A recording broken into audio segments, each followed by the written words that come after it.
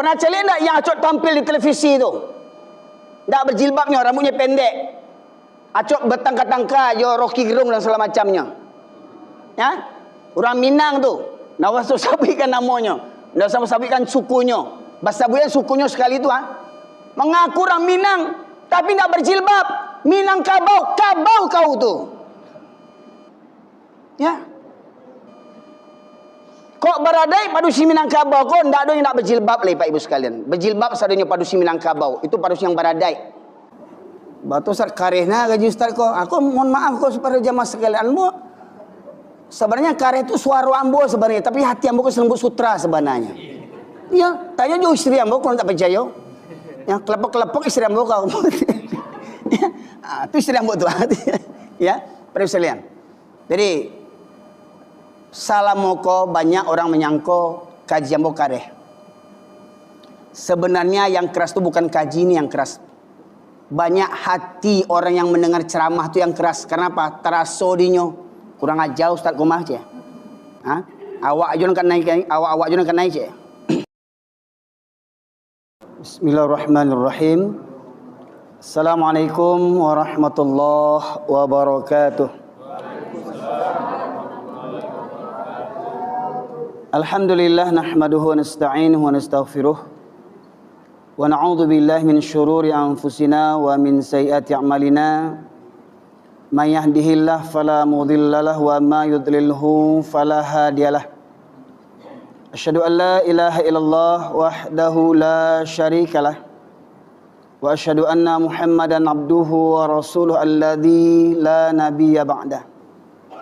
Allahumma salli wa sallim ala nabiyyina Muhammad wa ala alihi wa sahbihi ajma'in. Qala Allah Ta'ala fil Qur'anil Karim, a'udzu billahi minasy syaithanir rajim. Ya ayyuhalladzina amanu taqullaha haqqa tuqatih wa la tamutunna illa wa antum muslimun. Amma ba'du, ma'asyiral muslimin, Bapak Ibu sekalian, sidang jamaah majelis ilmu Masjid Dakwah yang dirahmati oleh Allah. Bersyukur kita kehadirat Allah Subhanahu wa taala di atas limpahan rahmat dan karunia yang masih Allah anugerahkan kepada kita.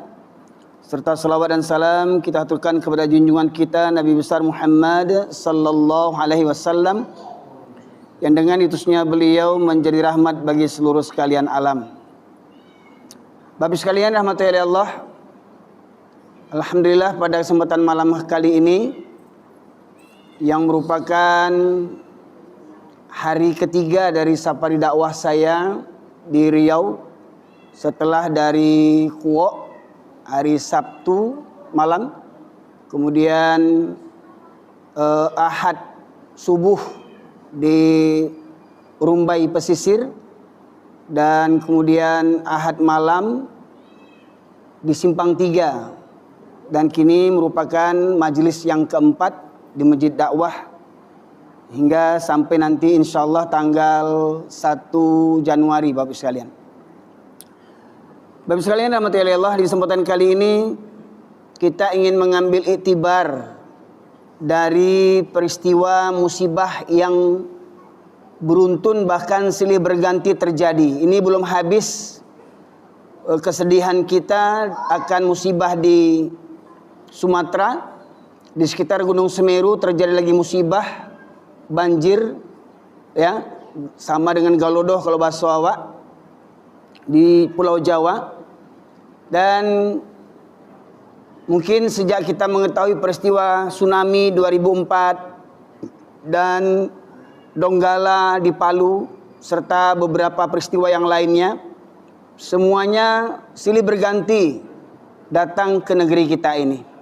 Nah, untuk itu Bapak sekalian, sebagai mukaddimah dari majelis pada kesempatan kali ini, saya akan kupaskan, saya akan sampaikan ayat pembuka surat Al-A'raf, surat yang ke-7 ayat 96, di mana Allah berfirman, a'udzubillahi minasyaitonir rajim, walau anna ahlal qura amanu wattaqau lafatahna alaihim barakatim minas sama'i wal ard walakin kadzabu fa'aqadnahum bima kanu yaksibun. Allah berfirman yang artinya, Dan sekiranya penduduk negeri-negeri beriman dan bertakwa, pasti kami akan melimpahkan kepada mereka berkah dari langit dan bumi.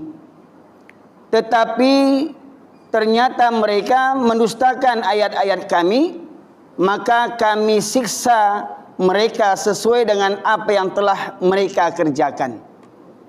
Jadi Bapak sekalian, kunci kalau negeri kita ingin diberkahi dan dirahmati oleh Allah Subhanahu wa taala, maka dua kuncinya, yaitu iman dan takwa.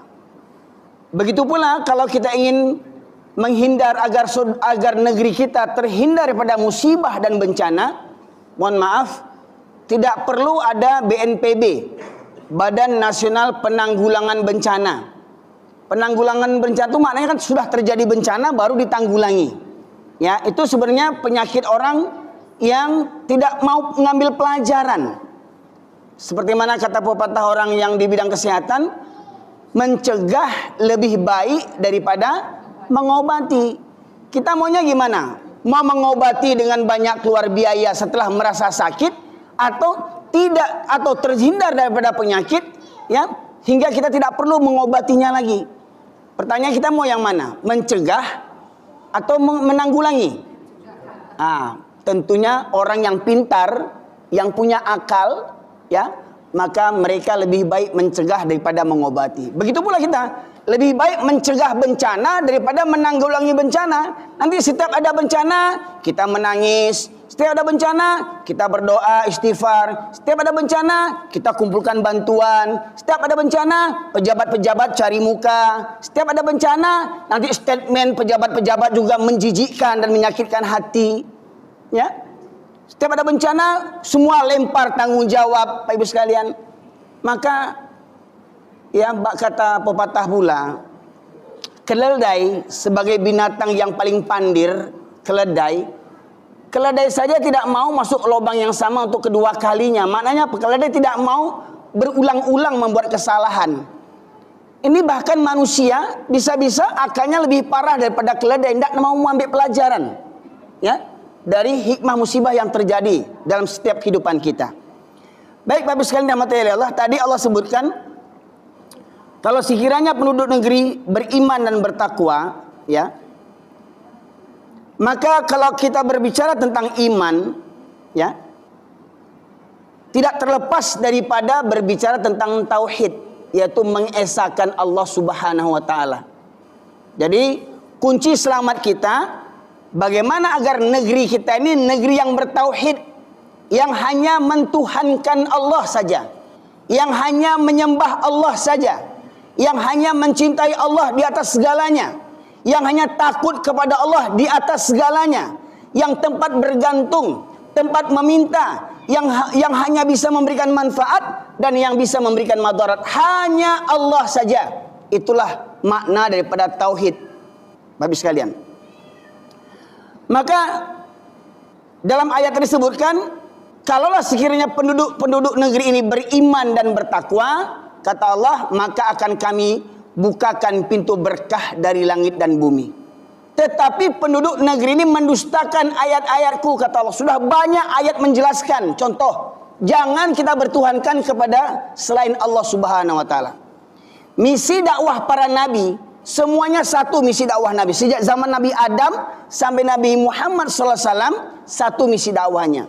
Allah tegaskan di dalam surat An-Nahl, surat yang ke-16 ayat 36. A'udzubillahi minasyaitonir rajim. Wa kadzalika ja'alna, ya, walaqad ba'atsna, ya, walaqad ba'atsna likulli ummatin rasulan an i'budullaha wajtanibut taghut. Walaqad ba'atsna fi kulli ummatin rasulan an i'budullaha wajtanibut taghut. Surat yang ke-16, surat An-Nahl ayat yang ke-36. Dan demikianlah kami telah mengutus untuk setiap umat itu para nabi, ya, agar semua menyeru sembahlah Allah saja dan jauhilah taghut. Jadi Bapak Ibu sekalian, sembahan manusia yang hak itu hanya satu, Allah, la ilaha illallah. Tapi ingat, kerja setan akan menyesatkan kita hingga kita manusia ini ada menyembah yang lain selain daripada Allah Subhanahu wa taala. Kemarin sudah saya sampaikan di Masjid Rodotul Ma'ruf. Rodotul Ma'ruf di Simpang 3, mungkin menyambung daripada kajian yang kemarin Bapak sekalian. Yang pertama itu yang banyak dijadikan Tuhan oleh manusia, bahkan orang Islam hari ini pun banyak memiliki Tuhan yang lain. Banyak orang Islam yang menyebutkan bisa berzikir la ilallah berpuluh kali, beratus kali, beribu kali. Tapi nyatanya dalam kehidupan sehari-hari, setelah sholat, setelah zikir, banyak manusia bertuhankan kepada selain Allah Subhanahu wa taala. Yang pertama, banyak orang Islam ya yang bertuhankan kepada setan, laknatullah alaih. Allah sebutkan dalam surat Yasin, surat yang ke-36, ayat yang ke-60, A'udzubillahi minasyaitonirrajim. Alam ahad ilaikum ya bani Adam alla ta'budu syaitan innahu lakum aduwwum mubin. Bukankah aku telah mengingatkan kepada kalian, wahai bani Adam, wahai anak keturunan Adam, jangan kalian menyembah setan. Sesungguhnya setan itu musuh yang nyata bagi kalian. Bagi orang Islam, menyembah itu hanya kepada Allah. Dan waktu dan kondisi yang paling taat, yang paling maksimal menyembah Allah adalah di waktu sholat. Maka orang Islam tidak ada alasan lagi yang tidak mengerjakan sholat sehari 5 waktu. Pertanyaannya, Bapak sekalian, ada enggak orang Islam hari ini yang sholatnya seminggu sekali? Sedikit atau banyak? Bahkan lebih banyak yang sholatnya seminggu sekali. Ada enggak orang Islam yang sholat kapan maunya saja? Ya. Sekali lagi mohon maaf. Jadi saya mengambil percontohan, mengambil contoh itu langsung pada kenyataan kehidupan kita nih. Mohon maaf saya katakan, ya. Jadi kalau Anda tersinggung, ya jangan marah sama saya, perbaiki diri. Contoh nih, ya. Saya sering naik bis dari Sumatera Barat ke Jakarta, ya. Berbagai macam bis lah Sumatera Barat sekarang, meriah sekarang di Sumatera Barat, bahkan bisa tidur berbahan, ya. Dikasih snack dan segala macamnya, bisa bertingkat tempat tidurnya, ya. Semua insya Allah saya sudah naik semuanya bis. Alhamdulillah semua bis-bis Sumatera Barat, ya, pulang pergi itu setiap waktu sholat subuh dengan maghrib pasti berhenti di masjid, pasti, ya. Dan itu tidak saya dapatkan dengan bis-bis dari Jawa, karena saya dulu mondok di Jawa, 7 tahun saya mondok di Jawa, ya, di Solo, ya. Kalau liburan saya ke Jakarta. Belum pernah saya dapati bis-bis di Jawa itu yang berhenti waktu sholat, ya. Saya yang mendapati, kalau yang lain wallahu a'lam bishawab. Tetapi namanya bis Sumatera Barat, ya, insya Allah semua bis pasti berhenti waktu sholat. Waktu subuh misalkan, penumpang pada tidur, ya, tiba-tiba dibangunkan oleh supir dan kernet. Sholat, bangun, sholat, yang mau sholat. Bagus tidak? Bagus tidak, Pak? Bagus. Sayangnya banyak supir dan kernet yang tak sholat. Coba lihat berapa banyak supir dan kernet yang sholat. Ini pengetahuan bagi perusahaan bis Minangkabau. Jangan buat malu orang Minangkabau. Kecenya orang Minangkabau punya adai basani sarak basani kitabullah, sarak mangato adik memakai. Kau ambil ulang-ulang kok, bukan ambil adik banci orang Minang, dak layak orang Minang parangai bantu orang kapia gini solat bilo takana. Dan berang sana kamu, kau saku orang Minang je singguangnya, campakkan falsafah Minangkabau tu kalau nak singguang. Ya, yang punya falsafah itu cuma orang Minang. Yang seakan-akan orang Minang kau pasti kaserugo bentuknya, ya. Ndak manga-manga orang Jawa, ndak manga-manga orang Melayu, ndak manga-manga orang Batak, orang Minang kau yang paling hebat agamanya. Bagai ndak adatnya berseni syarak, adatnya sumbernya syariat Islam, syaraknya bersenikan kitabullah Al-Quran, syarak mengatur adat memakai. Maknanya apa? Kalau ndak sesuai dengan syarak, campakkan adat itu. Jadi kalau ada orang Minang yang sholat di Lotakana, itu bukan orang Minang itu, Kabau. Kok ada orang Minang yang sholat di Lotakana, ya? Kok ada orang Minang yang sholat setahun sekali, itu bukan orang Minang, Kabau.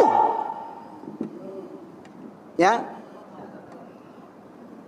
Kau yang berang, kau yang kabau, mungkin berang kau yang kabau-kabau, kau berangnya kau. Nanti singgung tu kabau-kabau tu Ya.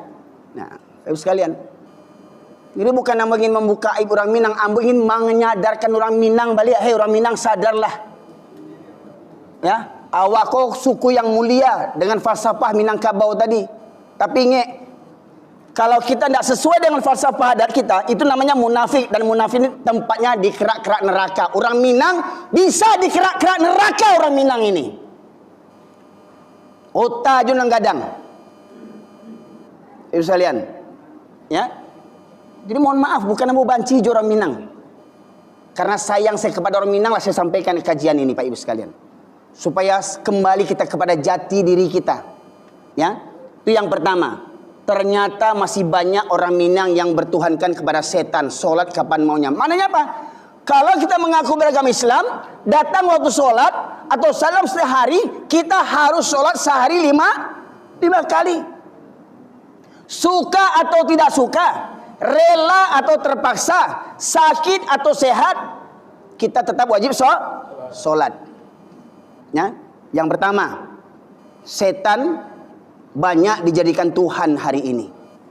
Yang kedua, banyak kita orang Islam bahkan, ya, saya tidak cerita orang kafir saja, ya, saya lebih banyak menceritakan kita orang Islam, baik orang Minang, baik orang mana saja, selaku mengaku beragama Islam, ya, masih banyak orang Islam yang bertuhankan kepada hawa nafsu, ya.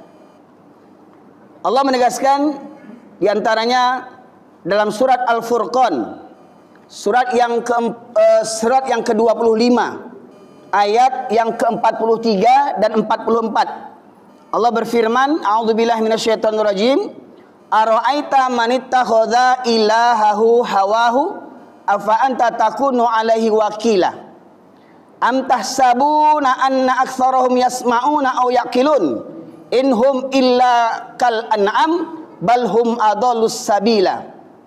Allah berfirman yang artinya, sudahkah engkau memperhatikan orang-orang yang mempertuhankan hawa nafsunya?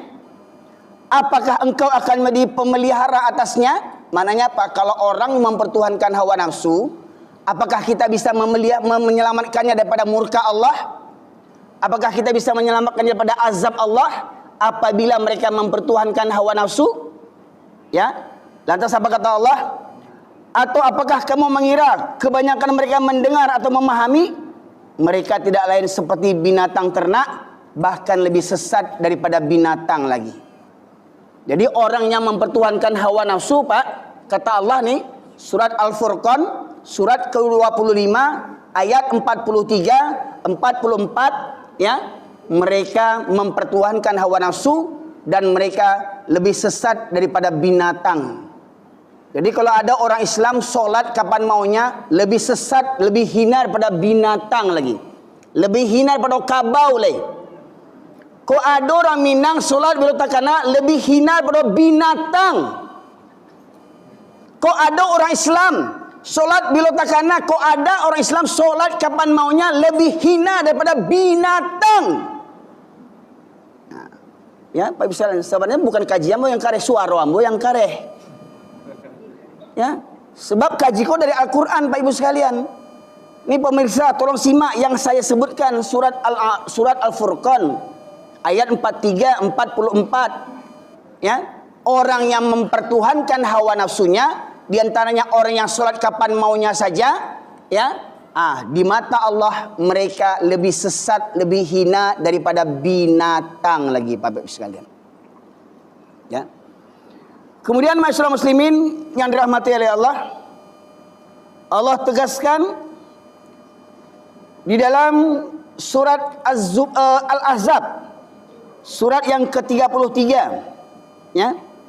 Surat ke-33 mulai dari ayat 66 sampai 68. Allah berfirman, yauma tuqallabu wujuhuhum finnar yaquluna ya laitana ata'ana Allah wa ata'ana ar-rasula wa qalu rabbana inna ata'na sadatana wa kubara'ana fa'adalluna as-sabila rabbana innahum dhi'faini minal 'adzab wal anhum la'nan kabira.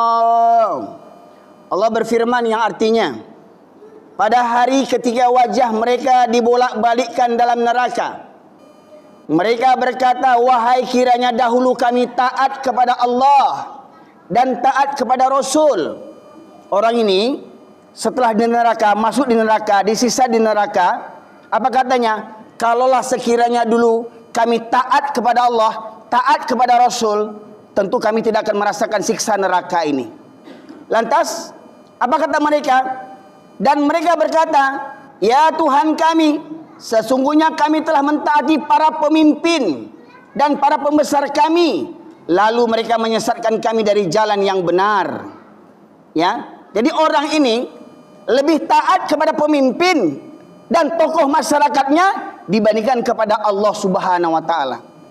Siapa pemimpin itu? Ya, pemimpin negara kah namanya? Pemimpin jabatan dinas lah namanya, ya. Pemimpin adat lah namanya, pemimpin kaum lah namanya, pemimpin partai politik lah namanya. Lebih taat kepada pemimpinnya dibandingkan kepada Allah Subhanahu wa taala. Ya. Dulu mereka disuruh taat kepada Allah dan Rasul. Ya, tetapi mereka tidak takut kepada Allah dan Rasul. Mereka lebih takut kepada pemimpin mereka. Mereka lebih takut kepada komandan mereka. Mereka lebih takut kepada atasan mereka. Mereka lebih takut kepada majikan mereka. Ya, disuruh mengerjakan perkara yang zalim. Contoh misalkan buat laporan palsu. Buat laporan palsu. Biasa nih anak-anak buah nih sama atasannya suruh buat laporan-laporan palsu. Atur aja lah. Ya. Ya gimana Pak? Ini kan nggak boleh Pak. Ini nggak benar Pak. Ini salah Pak. Kamu mau dipecat nggak? Mau tetap kerja atau tidak kamu? Ya nanti kalau saya dipecat Pak, anak istri saya makan apa Pak? Ya. Akhirnya apa? Karena takut dipecat, takut dimutasi, takut anak istri tidak makan, takut rumah dinas ditarik, takut mobil dinas ditarik, takut istri dinas ditarik. Akhirnya apa? Apa kata atasan? Ya gimana lagi lah, perintah atasan. Sebenarnya saya tidak mau mengerjakannya, tapi karena perintah atasan. Ini karena apa? Ini orang yang tak punya otak ini. Ya, ini orang yang bermental budak. Ya, dia tahu perintah itu salah, tapi dia kerjakan karena apa? Takut miskin. Tidak yakin rezeki itu dari Allah Subhanahu wa taala. Contoh misalkan pegawai SPG misalkan. Pegawai pelayan-pelayan di plaza-plaza, ya, diterima calon pekerja wanita, ya, syaratnya usia muda, penampilan menarik, seksi dan mulus, ya, tidak pakai jilbab, kalaupun pakai jilbab masukkan ke dalam kerah baju, ya, pakai jilbab tapi pakai celana yang sempit, ya, pakai jilbab tapi sampai pakai rok yang selutut. Dengan gaji 5 juta rupiah. Wow, tergila-gila mendaftar. Ya. Bahkan ada, ya, orang yang kerja sebagai aparat, mendaftar sebagai aparat, di pakaian dinas dia pakai jilbab, masukkan ke dalam jilbabnya. Pakai celana panjang sempit seperti celana laki-laki. Padahal di luar dinas dia pakai jilbab yang besar. Jilbabnya besar di luar dinas. Pakai jubah dia bajunya. Pakai kaos kaki. Apa katanya? Loh, kamu kenapa kerja pakainya begitu? Ya gimana lagi Pak, perintah atasan. Ini orang yang tak bertuhankan kepada Allah Subhanahu wa taala. Bawahan disuruh pungut uang keamanan tempat pelacuran. Uang keamanan yang penjual-penjual arak. Ya. Uang keamanan tempat-tempat judi. Ya. Gimana mau judi mau dihapuskan? Kenapa? Ada yang backingnya, ada yang melindunginya. Siapa dia? Sama-sama tahulah kita. Siapa yang punya kerja yang kayak begitu. Betul enggak? Orang yang pakai baju dinas berpangkat, saya tak sebut apa baju dinasnya. Silakan tafsir sendiri. Jangan baper pula ya. Jangan baper. Hei, jangan baper ya. Ya. Yang suka backing tempat pelacuran.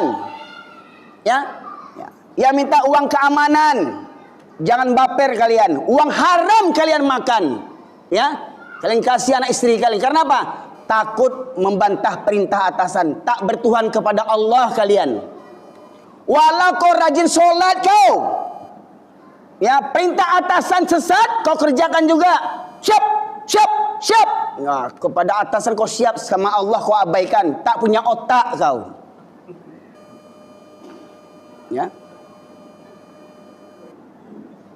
Dah jelas perintah itu sesat. Perintah itu zalim. Kau kerjakan perintah atasan kau. Kau kerjakan perintah komandan kau. Tak bertuhan kau sama Allah. Ingat, saya tak sebutkan institusinya ya. Jangan baper. Ya. Jangan baper. Dan itu sudah rahasia umum. Betul tak Pak? Nah, ini lebih taat kepada atasan dibanding kepada Allah Subhanahu wa taala. Lebih taat kepada pimpinan adat, ketua adat dibandingkan kepada Allah Subhanahu wa taala. Seakan-akan kalau ndak baradai awak baalah hinonyo awak ko. Nah, banyak orang awak ko sagan kalau ndak baradai, malu kalau ndak baradai, tapi ndak malu kalau ndak bagamonyo. Seakan-akan adat itu jadi agamo. Ya. Ingat, awak selamat masuk surga itu bukan karena adat kita. Karena Islam. Ingat, apapun adat kita, orang Jawa, orang Minang, orang Melayu, orang Batak, orang Mandailing, ya. Ingat orang Indonesia, kalian memang orang Indonesia, tapi jangan lupa agama kalian adalah Maknanya apa? Islam yang ditinggikan, bukan adat yang di atas Islam. Ingat falsafahnya, sarak mangato, adat memakai. Islam yang di atas diikuti oleh adat. Kalau adat bertentangan dengan Islam, maka itu bukan adat orang Minangkabau, adat jahiliyah. Ayo sekalian. Lantas orang yang fanatik kepada ketua adat, yang taat kepada, yang fanatik kepada pemimpinnya, ya, apa kata Allah? Apa kata mereka yang tadi masuk neraka tadi? Ya Tuhan kami, timpakanlah kepada mereka azab 2 kali lipat dan laknatlah mereka dengan laknat yang besar. Jadi Pak, nanti di akhirat anak-anak buah ini, bawahan-bawahan ini melaknat komandannya. Bawahan-bawahan melaknat komandannya. Anak buah melaknat pemimpinnya. Rakyat melaknat pejabat-pejabatnya. Ini firman Allah nih Pak Ibu sekalian. Karena banyak pemimpin apakah dia?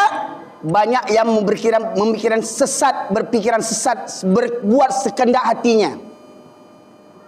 Laksana Fir'aun membuat hukum sekendak hatinya. Ya. Ada orang buat hukum. Oh, kita buat undang-undang, kita buat hukum, tetapi menurut keinginan manusia, bukan menurut keinginan Allah Subhanahu wa taala. Ya. Nah. Kemudian Bapak sekalian, yang berikutnya, yang sudah berapa tuh? Yang pertama setan, yang kedua hawa nafsu, yang ketiga siapa tadi? Para pemimpin. Yang keempat, alim ulama yang sesat. Allah tegaskan dalam surat At-Taubah, surat yang ke-9 ayat 32. A'udzubillahi minasyaitonirrajim.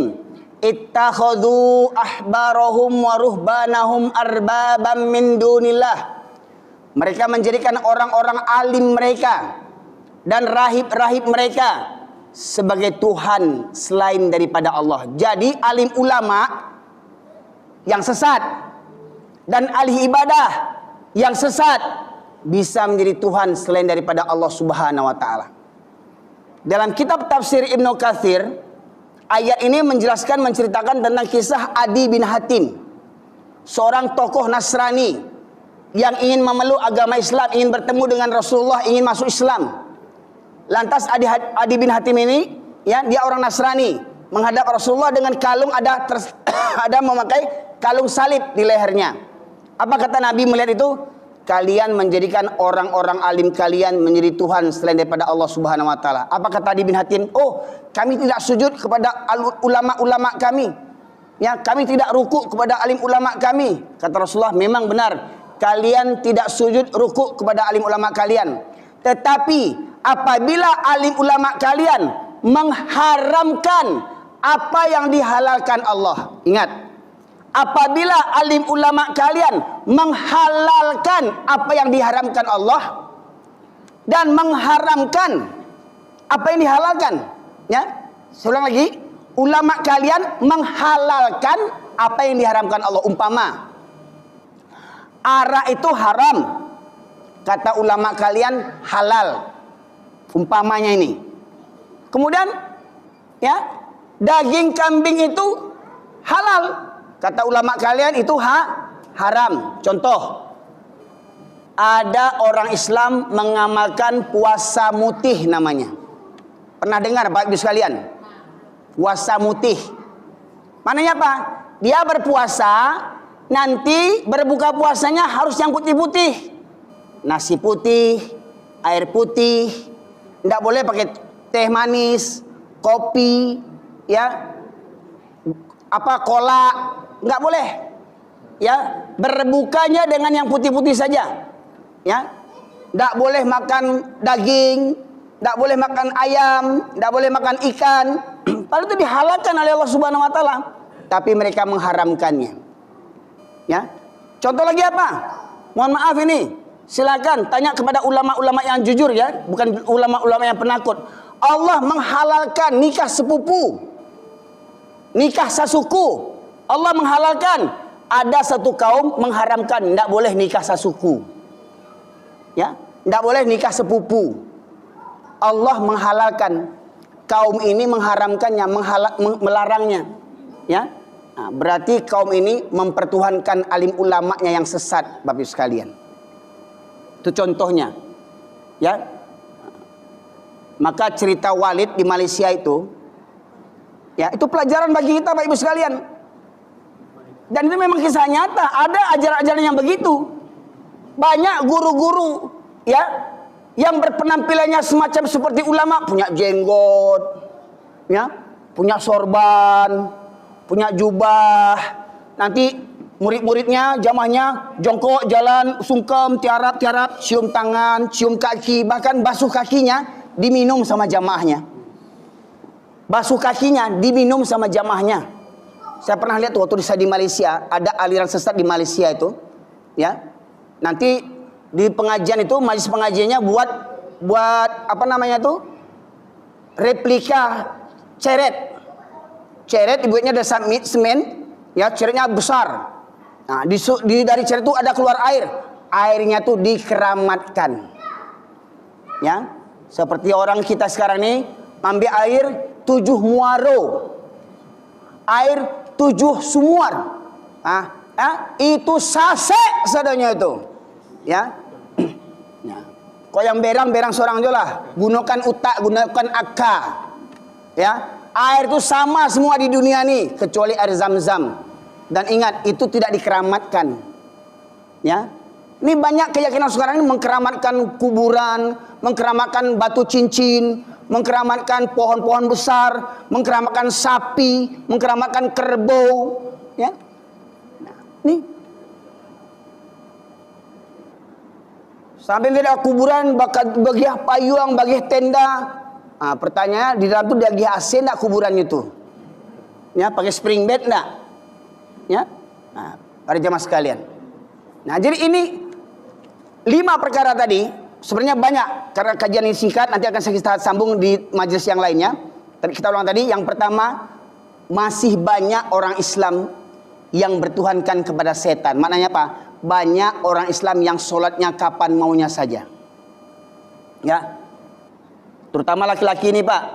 Banyak laki-laki kalau hari Jumat ramai masjid. Di luar Jumat hilang batang hidungnya. Jumat siang nampak batang hidungnya. Jumat subuh, ya, bakar ruahnya di rumah. Rumahnya udah kayak surau. Ya, rumahnya dari surau, bertetangganya surau, ndak talok berangkat ke surau lagi. Ya, itu yang pertama, bertuhankan kepada setan. Yang kedua, bertuhankan kepada hawa nafsu. Lebih mempertuhankan hawa nafsu daripada kebenaran. Ya. Yang ketiga, mempertuhankan para pemimpin dan tokoh masyarakat, pembesar-pembesar, pejabat-pejabat. Ya. Dia awak dulu pernah dijajah, jadi apa kecek pejabat, yo nggih, itu mental budak, ya, mental penjilat. Yang keempat, yang kelima, bertuhankan kepada alim ulama dan ahli ibadah yang sesat, ya. Ini para jamaah sekalian mati Allah. Dan ini juga bisa menjadi penghalang daripada hidayah. Kita setiap solat membaca ihdinas siratal mustaqim. Tunjukilah kami jalan yang lurus. Ya. Tetapi ada orang-orang yang dia halangi daripada hidayah. Karena apa? Karena lebih cenderung kepada yang 5 ini dibandingkan hidayah Allah berupa Al-Quran dan petunjuk dari Allah Subhanahu wa taala. Ya. Maka mereka ini tidak akan mendapat petunjuk. Ya, walau rajin pengajian, mohon maaf nih Pak Ibu sekalian. Ya, ibu-ibu terutama nih misalkan nih, ya. Ibu-ibu ini berjilbab ini karena dia mencari orang banyak berjilbab, oh berjilbab lo. Pergi baralek pakai jilbab. Pergi ke pasar pakai jilbab. Pergi ke rajo pakai jilbab. Menyapu halaman pakai serop pontong laki dia pakainya. Ya. Ini. Kadang kerudungnya besar, dapat hadiah orang pulang umroh, ya. Sarawak pontong dan Sarawak Hawaii dipakainya. Kok ini induk sakit utak kok. Ya. Bangga dia pakai kerudung hadiah orang pulang umroh. Ya. Dia hadiah orang pulang umroh kerudung sampai sapaho sampai selutang. Tapi Sarawak pontong lakinya dipakainya. Ya. Atau pakai rok pendeknya. Banyak parusiko yang enggak tahu aurat itu yang aurat itu. Ya. Banyak beranggapan aurat itu cuma rambut. Seluruh tubuh wanita itu aurat kecuali muka dan telapak tangan. Ya. Mohon maaf ini. Bundok kanduang, tolong cari padusi anak Minangkabau. Koyo baradai padusi Minangkabau ko labalihnya keluar dari haidnya padusi Minangkabau keluar rumah harus berjilbab. Pertanyaannya, masih ada nak padusi Minangkabau yang nak berjilbab sampai gini? Ya? Pernah cari enggak yang Acok tampil di televisi itu? Enggak berjilbabnya, rambutnya pendek. Acok bertangka-tangka, yo Rocky Gerung dan segala macamnya. Ya? Orang Minang tuh. Nggak usah sabikan namanya. Nggak usah sabikan sukunya. Bahasa buaya sukunya sekali itu. Mengaku orang Minang, tapi enggak berjilbab. Minangkabau, kabau kau tuh. Ya. Kok beradai padusi Minangkabau kok ndak ada yang nak berjilbab lagi Pak Ibu sekalian. Berjilbab sadanya padusi Minangkabau. Itu padusi yang beradai. Pertanyaannya, masih ada ndak padusi Minangkabau yang keluar rumah ndak berjilbab? Yang duduk di muka pintu rumahnya ndak berjilbab, masih ada ndak? Kabau. Ya. Batu Ustaz karehna gaji Ustaz kok. Aku mohon maaf kok supaya jamaah sekalian. Sebenarnya kareh itu suara ambo sebenarnya, tapi hati ambo ke selembut sutra sebenarnya. Iya, tanya juga istri ambo kalau tak percaya. Yang kelepok-kelepok istri ambo kau. Ya, itu istri ambo tuh. Ya, pada sekalian. Jadi salah moko banyak orang menyangko kaji ambo kareh. Sebenarnya yang keras itu bukan kaji ini yang keras. Banyak hati orang yang mendengar ceramah itu yang keras. Kenapa? Teraso dinyo. Kurang ajar Ustaz kumah je.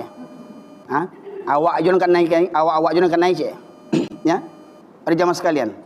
Nah, jadi sebenarnya yang keras itu bukan kaji, hati kita yang keras. Allah sebutkan dalam surat Al-Hadid, surat yang ke-57 ayat yang ke-16. Allah berfirman, a'udzubillahi minasyaitonirrajim.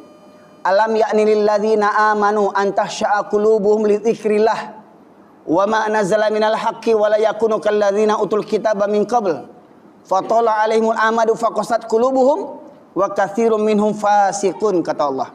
Ya, belumkah datang masanya bagi orang yang beriman untuk tunduk hati mereka, khusyuk, untuk tunduk khusyuk hati mereka dengan apa yang turunkan Allah. Apa yang turunkan Allah? Tunduk dengan Al-Quran. Ya. Dan janganlah mereka seperti orang-orang sebelum mereka. Sebelum orang Islam dapat kitab, siapa yang dapat kitab, Ibu? Kaum apa? Yahudi dan Nasrani.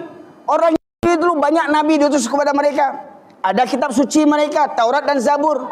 Orang Nasrani ada kitab sucinya, diutus nabi kepada mereka, kitab sucinya Injil. Tapi mereka mendustai nabinya, mendustai kitab sucinya. Jangan pula kita orang Islam yang bernabikan kepada Rasulullah, yang berkitab sucikan kepada Al-Quran, perangai kita seperti orang Yahudi Nasrani, ingkar kepada Nabi, ingkar kepada Al-Quran. Apa kata Allah tadi dalam surat Al-Hadid 16 ini? Janganlah kalian seperti orang sebelum mereka, ya. Berlalulah masa yang panjang, lalu hati mereka menjadi keras. Berlalulah masa yang panjang, lalu hati mereka menjadi keras. Ya. Dan terakhir, ya, contoh hati yang keras itu Allah sebutkan dalam surat Al-Baqarah ayat 74. Ya, thumma qasat qulubuhum. Ya, kemudian hati mereka menjadi keras seperti batu, bahkan lebih keras daripada batu. Jadi ada manusia, Pak, hatinya lebih kareh daripada batu le. Ya, tidak tersentuh hatinya mendengarkan azan, tidak berubah hatinya mendengarkan kajian, malah mendengar ceramah, ya, masuk telinga kanan, keluar balik daripada kanan le. Ya, tidak tambah akidahnya dah. Ya, tidak, Pak Ibu sekalian. Jadi sebenarnya bukan kaji ko yang kareh, banyak hati awak yang selama ko kareh. Bayangkan ada orang leh berumur 30 tahun, 40 tahun, 50 tahun masih ada aja yang enggak solat lagi. Ada enggak, Pak? Banyak wanita yang umurnya 20 tahun, 30 tahun masih ada juga yang enggak berjilbab lagi. Masih ada enggak? Masih banyak. Tapi kalau disampaikan kaji ini marah-marah mereka. Itu kan masalah hati, itu kan masalah hati, ya. Padahal hatinya mereka keras seperti batu. Baiklah, Bapak Ibu sekalian, mungkin ini saja yang dapat saya sampaikan pada kesempatan kali ini. Yang mudah-mudahan jadi renungan bagi kita bersama. Dan insya Allah kita akan sambung dalam majelis taklim yang berikutnya, majelis safari dakwah saya berikutnya. Besok jadwal saya di Rumbai. Ya, Rumbai Masjid Baitul Muktamar. Masjid Baitul Muktamar. Dan insya Allah tim kawan-kawan yang merekam dari tim media ini, insya Allah akan men-share, bahkan kajian yang kemarin sudah di-share di media, di YouTube. Silakan klik, tulis nama saya Zulherwin. Insya Allah, ingat, saya tidak punya channel pribadi. Kawan-kawan inilah yang menebarkan dakwah di Pekanbaru ini. Ya, walaupun mereka hanya merekam saja, maka sifat mereka sudah sama sebagai para dai. Ya, cara mereka cerdas, cukup merekam, tersebarkan, mudah-mudahan umat tercerahkan. Ya, demikian saja para jemaah sekalian. Semoga bersama kita memperjuangkan syariat Islam ini. Ya, walau banyak yang nanti akan menghujat kita. Karena apa? Jangankan saya, nabi-nabi saja dulu banyak yang menghujatnya. Ya, kalau pengajian ini mengharapkan semua orang suka, ya, itu tidak perlu ngaji kita lagi tuh. Sama malaikat aja yang ceramahnya kita. Ya, nah, semoga bermanfaat. Ini saja dapat saya sampaikan. Kita tutup dengan doa kafatul majlis. Subhanakallahumma wa bihamdika asyhadu an la ilaha illa anta astaghfiruka wa atubu ilaik. Alhamdulillahirabbil alamin. Assalamualaikum warahmatullahi wabarakatuh.